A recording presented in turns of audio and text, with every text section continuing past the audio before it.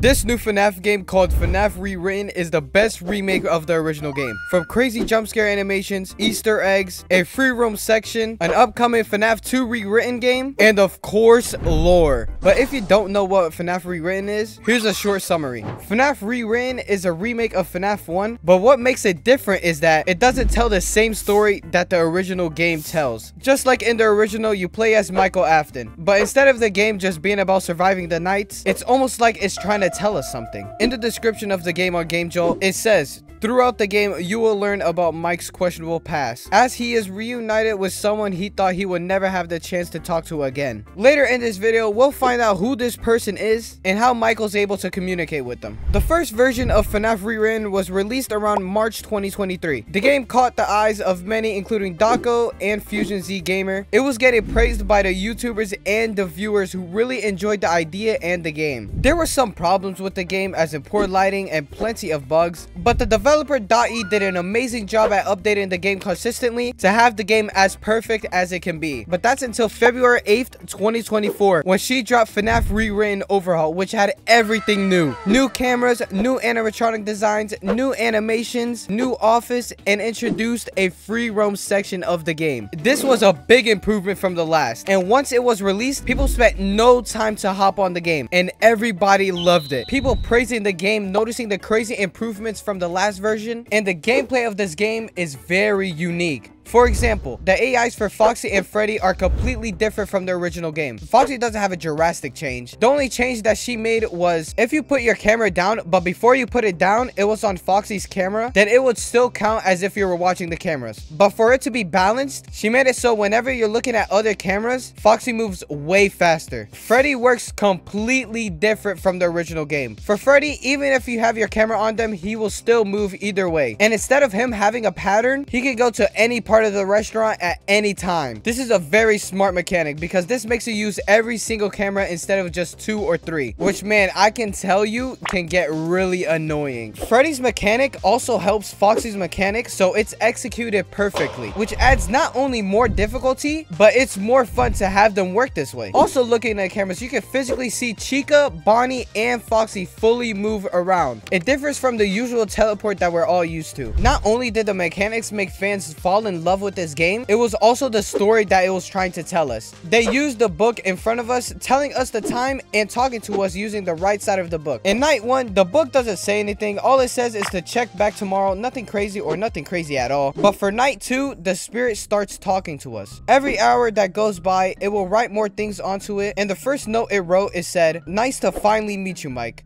The others say they recognize you. They think you are someone you're not." This one might be obvious, not sure though. But the others think we're William Afton, but this spirit knows that we're Michael. But at 3 a.m., it gives us another note saying, "But I know who you are, Mike. My friend told me all about you. You did something very bad to my friend a long time ago. He was very, very upset about it, but now he wants to forgive you." This friend that they talk about could very easily be the crying child. They're referencing the Bite of 83 in Fredbear's Family Diner, which, if you didn't know, Mike put his own brother, the crying child, inside of Fredbear's mouth. The spring locks lock, and Fredbear's mouth crushes the crying child's head. Was that the Bite of 87? So now that you know the Bite of 83, another hour goes by and it says something strange. I don't think he should.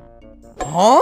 So maybe the spirit is trying to get revenge for his friend, who I believe is the crying child. Strange, because he was so nice to us to start with. But that's all the notes for night 2. Moving on to night 3, it's a different spirit. It's a completely new color as well. I think this is the crying child. It kind of gives that brotherly love with him saying, "It's really you, Michael," and then saying, "It's me," as in, "Hey, it's your brother that you brutally killed as a joke at a birthday party." But no, seriously, the way I know this is the crying child is because he says, "I want to help you, but my friend says you don't deserve it." So the spirit that we talk to in night 2 is against us and isn't letting us get away with it and trying to get revenge for the crying child. For the next hour, he explained the mechanics for Freddy to prepare you for him. But for the last hour, he writes, "Michael, I want to move on. She won't let me forgive you," which means there's 2 souls in one body, which, if you know the FNAF lore good enough, the Golden Freddy share a body with 2 people, the crying child and Cassidy. After that, it says, we are both trapped in a room no one knows about. If you let us out, maybe she will change her mind. So the goal for this game is to find that room and free them. Sounds like a terrible idea, bro. But that's all for night 3. But moving on to night 4, Cassidy is back talking to us, saying, I wonder if you did any other bad things.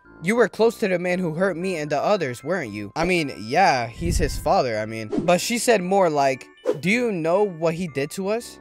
He forced us each into suits. Hundreds of sharp mechanical parts suddenly locked into place with us still inside. If the others don't make sure the same happens to you, I will. Yeah, I don't know if I want that forgiveness now, to be honest. But Cassidy is standing on all the business. Not only is she trying to get revenge for the crying child, but also all the missing children, which later in the game reveals that it wasn't only 5 missing children. But for night 5, it starts off completely different. If you click on the left door right when you enter the game, you get access to a free roam section of the game. You walk down the hallway and immediately Freddy and them start performing. But don't let that distract you, because if you look at the arcade machines, the crying child is trying to direct us the right way. So if you follow the crying child's instructions, get chased by Foxy, move through the backstage, out the prize corner, and into the bathroom, you can see a locked door with a pin code on it. If you type 1983, it opens. You go inside and you see Spring Bonnie and Golden Freddy hanging there. As creepy as it is, you walk up to them and Golden Freddy disappears. You look behind you and see more instructions, but this time it's from Cassidy. So you run back into your office and you see them right there, right in front of you.